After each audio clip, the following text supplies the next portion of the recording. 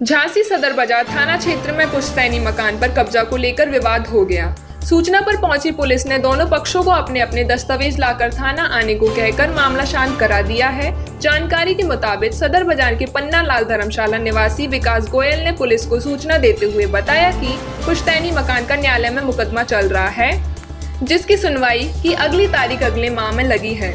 तारीख आने के पूर्व वह 2 माह से अपने पिता के इलाज में लगे थे, तभी उनके रिश्तेदार ने मकान पर अवैध रूप से धार्मिक आयोजन कर कब्जा कर लिया। वहीं दूसरे पक्ष दीपक अग्रवाल ने आरोप लगाते हुए बताया कि वर्ष 2014 में न्यायालय ने उन्हें मकान का मामला उनके पक्ष में आदेश किया था।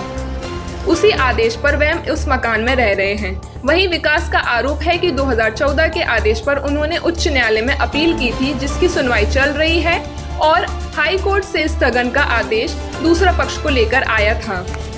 इस पूरे प्रकरण में पुलिस ने दोनों पक्ष को शांति व्यवस्था बनाए रखने के लिए निर्देश देते हुए जांच पड़ताल शुरू कर दी है।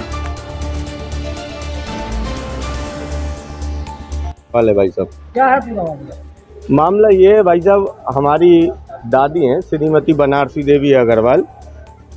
उन्होंने सन 1998 में एक रजिस्टर्ड विल करी थी। तो हमारे सगे ताऊ जी हैं, मतलब हमारे पिताजी के बड़े भाई रिपुसूदन अग्रवाल, जो Agarwal cloth merchant and tailors के नाम से चलाते हैं, एक साझेदारी फर्म थी।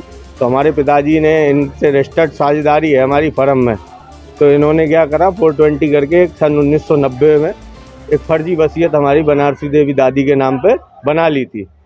तो जे हम पे इन्होंने एंटायर पूरे 11/37 पन्ना लाल कंपाउंड थाना सदर बाजार में इन्होंने क्या कर रखा था, फिर उस पर कब्जा कर लिया। मेरा नाम भैया विकास गोयल है। विकास जी कहाँ रहते हैं? हम भैया सदर बाजार में रहते हैं। क्या मामला लेके आए? मामला ये लेके आए हैं भैया कि हमारी एक पैतृक संपत्ति है पुश्तैनी, जिसमें हमारी दादी श्रीमती बनारसी देवी जी के द्वारा हमारे को 2 कमरे का मकान बंटवारे में दिया गया था सन 1990 में। और उसके पश्चात हमारे सगे चाचा संतोष अग्रवाल और उनके पुत्र दीपक अग्रवाल के द्वारा अन्यत्र तरीके से परेशान करने के उद्देश्य से एक फर्जी वसीयत पेश करके मुकदमा हम लोग का न्यायालय में चल रहा था।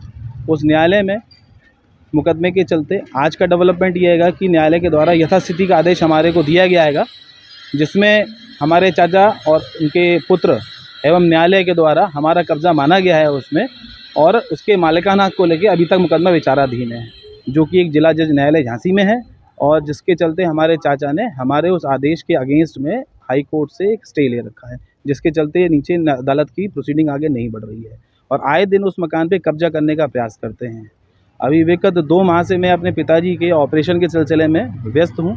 मेरे पिताजी का पहला ऑपरेशन 30 मई को किडनी का हुआ और दूसरा ऑपरेशन 10 जुलाई को हुआ, जिसके चलते हम पिछले परिवार सहित 2 माह अपने पिताजी के इलाज में परेशान हैं। वो 79 ईयर्स के हैं।